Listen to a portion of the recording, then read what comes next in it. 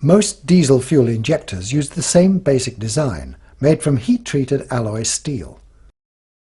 The actual shape will vary according to the application.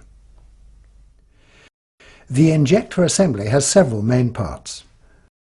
The nozzle assembly is made up of a needle and body. A pressure spring and spindle hold the needle on the seat in the nozzle body. A nozzle holder, sometimes called the injector body, may allow for mounting the injector on the engine and some method of adjusting the spring force applied to the needle valve. A cover keeps out dirt and water.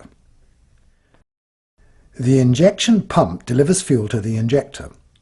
The fuel passes through a drilling in the nozzle body to a chamber above where the needle valve seats in the nozzle assembly.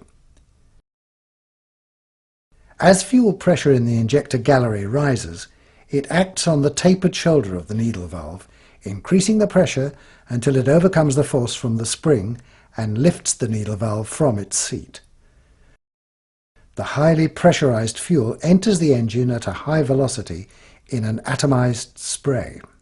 As soon as delivery from the pump stops, pressure under the needle tapered shoulder drops, and the spring force pushes the needle down on the seat, cutting off the fuel supply to the engine.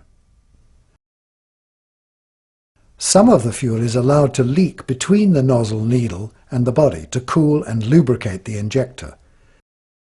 This fuel is collected by the leak-off line and returned to the fuel tank for later use. There are two main types of injector nozzle, hole and pintle. Hole-type nozzles are commonly used in direct injection engines. They can be single-hole or multi-hole, and they operate at very high pressures, up to 200 atmospheres. They give a hard spray which is necessary to penetrate the highly compressed air. The fuel has a high velocity and good atomization, which is desirable in open combustion chamber engines.